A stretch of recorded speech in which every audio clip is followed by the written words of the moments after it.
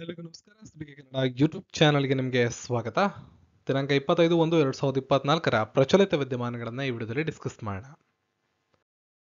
ಕಳೆದ ಒಂದು ವರ್ಷಗಳ ಪ್ರಚಲಿತ ವಿದ್ಯಮಾನಗಳ PDF ಬೇಕು ಅಂದರೆ ಪರ್ಚೇಸ್ ಮಾಡ್ಬೋದು. ಹೆಚ್ಚಿನ ಮಾಹಿತಿಗೆ ಡಿಸ್ಕ್ರಿಪ್ಷನ್ ಚೆಕ್ ಮಾಡಿ, ವಿಡಿಯೋನ ಪಾಸ್ ಮಾಡಿ, ಇಲ್ಲಿ ಇನ್ಸ್ಟ್ರಕ್ಷನ್ ಕೂಡ ಓದ್ಕೋಬಹುದು. ಪ್ರಶ್ನೆ 1. ಬಿಹಾರದ ಮಾಜಿ ಸಿಎಂ ಮಾಜಿ ಮುಖ್ಯಮಂತ್ರಿಗಳಾದ ಕರ್ಪೂರಿ ಠಾಕೂರ್ ಅವರಿಗೆ ಮರಣೋತ್ತರವಾಗಿ ಭಾರತ ರತ್ನವನ್ನು ನೀಡಲಾಗ್ತಾ ಇದೆ. ಅವರು ಯಾವ ರಾಜ್ಯದ ಮುಖ್ಯಮಂತ್ರಿಗಳಾಗಿದ್ದರು? ಬಿಹಾರ, ರಾಜಸ್ಥಾನ, ಗುಜರಾತ್. ಪ್ರಶ್ನೆಗೆ ಸರಿಯಾದ ಉತ್ತರ ಬಿಹಾರ. ಕರ್ಪೂರಿ ಠಾಕೂರ್ ಅವರು 2 ಬಾರಿ ಬಿಹಾರದ ಮುಖ್ಯಮಂತ್ರಿಯಾಗಿ ಮತ್ತು ಒಮ್ಮೆ ಬಿಹಾರದ ಉಪಮುಖ್ಯಮಂತ್ರಿಯಾಗಿ ಸೇವೆಯನ್ನು ಸಲ್ಲಿಸಿದ್ದಾರೆ. ದೀನದಲಿತರಿಗೆ ಮತ್ತು ಸಬಲೀಕರಣಕ್ಕೆ ಸಹಾಯ ಮಾಡುವ ಸಮಾನತೆಗಾಗಿ ಅವರ ಕೆಲಸವನ್ನು ಪರಿಗಣಿಸಿ ಭಾರತ ಸರ್ಕಾರ ಈ ಸಾಲಿನ ಭಾರತ ರತ್ನ ಪುರಸ್ಕಾರವನ್ನು ಅವರಿಗೆ ನೀಡಿದೆ.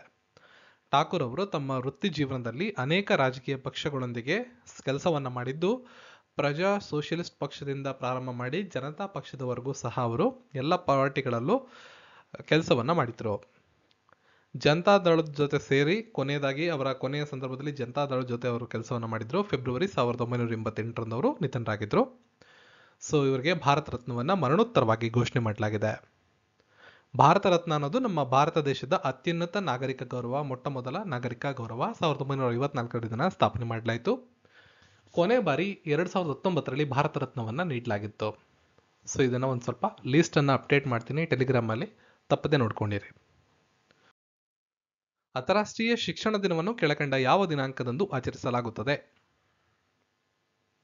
24ನೇ ಜನವರಿ, 23ನೇ ಜನವರಿ, 22ನೇ ಜನವರಿ, 25ನೇ ಜನವರಿ. ಸರಿಯಾದಂಥ ಉತ್ತರ 24ನೇ ಜನವರಿ. ಅಂತಾರಾಷ್ಟ್ರೀಯ ಶಿಕ್ಷಣ ದಿನವನ್ನು ಪ್ರತಿ ವರ್ಷ 24ನೇ ಜನವರಿ ಎಂದು ಆಚರಣೆ ಮಾಡಲಾಗುತ್ತೆ. ಶಾಂತಿ ಮತ್ತು ಅಭಿವೃದ್ಧಿಯಲ್ಲಿ ಶಿಕ್ಷಣದ ಪಾತ್ರವನ್ನು ಎತ್ತಿ ಹಿಡಿಯಲು ವಿಶ್ವಸಂಸ್ಥೆಯ ಸಾಮಾನ್ಯ ಸಭೆ ಜನವರಿ 24ರಂದು ಇಂಟರ್ನ್ಯಾಷನಲ್ ಎಜುಕೇಷನ್ ಡೇ ಅಂತ ಘೋಷಣೆ ಮಾಡಿದೆ. ಅಂತಾರಾಷ್ಟ್ರೀಯ ಶಿಕ್ಷಣ ದಿನವನ್ನು ಪ್ರತಿ ವರ್ಷ ಭಿನ್ನವಾಗಿ ಆಚರಣೆ ಮಾಡೋದಕ್ಕೆ ನಿರ್ಧಾರ ಮಾಡಿದ್ದಾರೆ. ಶಾಶ್ವತ ಶಾಂತಿಗಾಗಿ ಕಲಿಕೆ ಅನ್ನೋ ಧ್ಯೇಯವಾಕ್ಯದ ಜೊತೆ ಈ ವರ್ಷದ ಅಂತಾರಾಷ್ಟ್ರೀಯ ಶಿಕ್ಷಣ ದಿನವನ್ನು ಆಚರಣೆ ಮಾಡಲಾಗ್ತಾ ಇದೆ. ಈ ದಿನವನ್ನು 2019ನೇ ಇಸ್ವಿಯಿಂದ ಮೊಟ್ಟ ಮೊದಲನೇ ಬಾರಿಗೆ ಪ್ರಾರಂಭ ಮಾಡಿದ್ರು. ಅಲ್ಲಿಂದ ಆಚರಣೆ ಮಾಡಿಕೊಂಡು ಬರ್ತಾ ಇದ್ದಾರೆ. ಹಾಂಗ್ಕಾಂಗ್ನಲ್ಲಿ 2024ರ ಏಷ್ಯನ್ ಮ್ಯಾರಥಾನ್ ಚಾಂಪಿಯನ್ಶಿಪ್ನಲ್ಲಿ ಚಿನ್ನವನ್ನು ಗೆದ್ದಂಥವರನ್ನು ಗುರುತಿಸಿ. ಪ್ರಶ್ನೆಗೆ ಸರಿಯಾದಂಥ ಉತ್ತರ ಮಾನ್ಸಿಂಗ್. ಏಷ್ಯನ್ ಮ್ಯಾರಥಾನ್ ಚಾಂಪಿಯನ್ಶಿಪ್ 2024ರಲ್ಲಿ ಭಾರತೀಯ ಅಥ್ಲೆಟ್ಗೆ ಐತಿಹಾಸಿಕ ಕ್ಷಣವನ್ನು ಗುರುತಿಸಲಾಯಿತು. ಭಾರತದ 34 ವರ್ಷದ ಮ್ಯಾರಥಾನ್ ಓಟಗಾರರಾದ ಮಾನ್ಸಿಂಗ್ ಅವರು ಚಿನ್ನದ ಪದಕವನ್ನು ಗೆದ್ದು ಸಂಭ್ರಮಿಸಿದರು. ಮಾನ್ಸಿಂಗ್ ಮ್ಯಾರಥಾನ್ ಓಟ ಒಟ್ಟಾರೆಯಾಗಿ 2 ಗಂಟೆ 14 ನಿಮಿಷ ಮತ್ತು 19 ಸೆಕೆಂಡ್ಗಳ ವೈಯಕ್ತಿಕ ಸಮಯದೊಂದಿಗೆ ಈ ಒಂದು ಮ್ಯಾರಥಾನ್ ಅನ್ನು ಪೂರ್ಣಗೊಳಿಸಿದ್ರು. ರನ್ನರ್ ಅಪ್ ಆದಂಥ ಚೀನಾದ ಹುವಾಂಗ್ ಯೋಂಗ್ಜೆಂಗ್ ಅವರು 65 ಸೆಕೆಂಡ್ಗಳ ಕಡಿಮೆ ಅಂತರದಿಂದ ಸೋಲನ್ನು ಒಪ್ಪಿಕೊಂಡ್ರು. 2ನೇ ಸ್ಥಾನಕ್ಕೆ ತೃಪ್ತಿ ಪಡಬೇಕಾಯಿತು. ಸಶಸ್ತ್ರ ಸೀಮಾ ಬಲ SSBದ ಹೊಸ ಡೈರೆಕ್ಟರ್ ಜನರಲ್ ಆಗಿ ಕೆಳಗಿನ ಯಾರು ನೇಮಕಗೊಂಡಿದ್ದಾರೆ? ಗುರ್ಜರ್ ಸಿಂಗ್, ಶಾಂತನು ಝಾ, ದಲ್ಜಿತ್ ಸಿಂಗ್, ಪಿ ಸಂತೋಷ್. ಪ್ರಶ್ನೆಗೆ ಸರಿಯಾದ ಉತ್ತರ ದಲ್ಜಿತ್ ಸಿಂಗ್.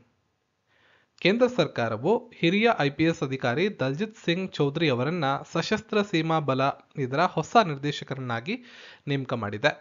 2025ರ ನವೆಂಬರ್ 30ರವರೆಗೆ ಅಂದರೆ ಅವರ ನಿವೃತ್ತಿಯ ವಯಸ್ಸಿನವರೆಗೆ SSBಯ ಮಹಾನಿರ್ದೇಶಕರನ್ನಾಗಿ ಅವರ ನೇಮಕಾತಿಯನ್ನ ಸಚಿವ ಸಂಪುಟ ಅನುಮೋದನೆ ಮಾಡಿದೆ. ಮುಂದಿನ ಪ್ರಶ್ನೆ, ಶಿಕ್ಷಣ ಪರಿವರ್ತನೆಗಾಗಿ ಮೈ ಸ್ಕೂಲ್ ಮೈ ಪ್ರೈಡ್ ಅಭಿಯಾನವನ್ನ ಯಾವ ರಾಜ್ಯ ಸರ್ಕಾರ ಪ್ರಾರಂಭಿಸಿದೆ? ಇರ್ತಕ್ಕಂಥ ಆಯ್ಕೆಗಳಲ್ಲಿ ಸರಿಯಾದ ಉತ್ತರ ಹಿಮಾಚಲ ಪ್ರದೇಶ. ರಾಷ್ಟ್ರೀಯ ಶಿಕ್ಷಣ ನೀತಿ 2020ರೊಂದಿಗೆ ಹೊಂದಾಣಿಕೆಯಾಗುವ ಪ್ರಗತಿಪರ ಕ್ರಮದಲ್ಲಿ ಹಿಮಾಚಲ ಪ್ರದೇಶ ರಾಜ್ಯ ಸರ್ಕಾರ ಅಪ್ನಾ ವಿದ್ಯಾಲಯ ಕಾರ್ಯಕ್ರಮದ ಅಡಿಯಲ್ಲಿ ಮಹತ್ವಾಕಾಂಕ್ಷೆಯ ಮೈ ಸ್ಕೂಲ್ ಮೈ ಪ್ರೈಡ್ ಅಭಿಯಾನವನ್ನು ಅನಾವರಣಗೊಳಿಸಿದೆ. ಈ ಉಪಕ್ರಮ ವಿದ್ಯಾರ್ಥಿಗಳ ಬೆಳವಣಿಗೆ ಮತ್ತು ಅಭಿವೃದ್ಧಿಗೆ ಸಮಗ್ರ ವಿಧಾನವನ್ನು ಒದಗಿಸುವ ಸರ್ಕಾರಿ ಶಾಲೆಗಳಲ್ಲಿ ಶಿಕ್ಷಣದ ಗುಣಮಟ್ಟವನ್ನು ಕ್ರಾಂತಿಗೊಳಿಸಲು ಹೊಂದಾಣಿಕೆಯಾಗಿ ಸಜ್ಜಾಗಿದೆ. ಇತ್ತೀಚೆಗೆ ಫೋರ್ಬ್ಸ್ ವರದಿಯನ್ನು ಪ್ರಕಟ ಆಯಿತು. ಅದರಲ್ಲಿ ವಿಶ್ವದ ಪ್ರಬಲ ಕರೆನ್ಸಿ ಎಂದು ಯಾವ ದೇಶದ ಕರೆನ್ಸಿಯನ್ನ ಅಥವಾ ಯಾವ ಕರೆನ್ಸಿಯನ್ನ ಗುರುತಿಸಲಾಗಿದೆ? ಸರಿಯಾದ ಉತ್ತರ ಕುವೈತ್ನ ದಿನಾರ್. ಇತ್ತೀಚೆಗೆ ಫೋರ್ಬ್ಸ್ ವಿಶ್ವ ಪ್ರಬಲ ಕರೆನ್ಸಿಗಳ ಪಟ್ಟಿಯನ್ನು ಬಿಡುಗಡೆ ಮಾಡಿದ್ದು ಕುವೈತ್ನ ದಿನಾರ್ ಈ ಪಟ್ಟಿಯಲ್ಲಿ ಅಗ್ರಸ್ಥಾನವನ್ನು ಕಾಯ್ದುಕೊಂಡಿದೆ. ಇದೇ ಸಂದರ್ಭದಲ್ಲಿ ಈ ಪಟ್ಟಿಯಲ್ಲಿ ಅಮೆರಿಕಾದ ಡಾಲರ್ 10ನೇ ಸ್ಥಾನವನ್ನು ಪಡೆದಿದೆ. ಫೋರ್ಬ್ಸ್ ವರದಿ ಪ್ರಕಾರ ಬಹ್ರೇನ್ನ ದಿನಾರ್ ಮತ್ತು ಒಮಾನಿ ರಿಯಾಲ್ ವಿಶ್ವದ ಪ್ರಬಲ ಕರೆನ್ಸಿಗಳಲ್ಲಿ 2ನೇ ಸ್ಥಾನದಲ್ಲಿ ಕಂಡುಬರ್ತಾ ಇವೆ. ಯಾವುದೇ ಕರೆನ್ಸಿ ಆ ದೇಶದ ಬಲವನ್ನ, ಅದು ಉತ್ಪಾದಿಸುವ ಸರಕು ಮತ್ತು ಸೇವೆಗಳ ಸಂಖ್ಯೆಯನ್ನ ಮೌಲ್ಯಮಾಪನ ಮಾಡಿ ನಿರ್ಧಾರ ಮಾಡುತ್ತೆ. ಆಹಾರ ಮತ್ತು ಕೃಷಿ ಸಂಸ್ಥೆಯ ಮೀನುಗಾರಿಕೆ ನಿರ್ವಹಣೆಯ ಸಮಿತಿಯ ಉಪಾಧ್ಯಕ್ಷರಾಗಿ ಯಾವ ದೇಶವನ್ನ ಆಯ್ಕೆ ಮಾಡಲಾಗಿದೆ? ಬಾಂಗ್ಲಾದೇಶ, ಭಾರತ, ಪಾಕಿಸ್ತಾನ, UAE. ಸರಿಯಾದ ಉತ್ತರ ಭಾರತ. ವಿಶ್ವಸಂಸ್ಥೆಯ food and agriculture organisation FAO ಅಂತ ಕರಿತೀವಿ, ಮೀನುಗಾರಿಕೆ ನಿರ್ವಹಣೆ ಸಮಿತಿಯ ಉಪಾಧ್ಯಕ್ಷರನ್ನಾಗಿ ಭಾರತವನ್ನು ಆಯ್ಕೆ ಮಾಡಿದೆ. ಈ ಸಮಿತಿಯಲ್ಲಿ ಮೀನುಗಾರಿಕೆ ಮತ್ತು ನಿರ್ವಹಣೆಯ ಕ್ಷೇತ್ರದಲ್ಲಿ ಭಾರತದ ಪಾತ್ರ ಕಡಿಮೆ ಅಭಿವೃದ್ಧಿ ಹೊಂದಿದ ಮತ್ತು ಅಭಿವೃದ್ಧಿ ಹೊಂದುತ್ತಿರುವ ರಾಷ್ಟ್ರಗಳ ಪ್ರತಿನಿಧಿಯಾಗಿ ಇರುತ್ತದೆ. ಭಾರತವು 57 ವರ್ಷಗಳಲ್ಲಿ ಮೊದಲನೇ ಬಾರಿಗೆ ಜಾಗತಿಕ ಬ್ಯೂರೋ ಆಫ್ ಫಿಶರಿಂಗ್ ಮತ್ತು ಮ್ಯಾನೇಜ್ಮೆಂಟ್ನ ಸದಸ್ಯನಾಗಿ ಸೇವೆಯನ್ನು ಸಲ್ಲಿಸ್ತಾ ಇದೆ.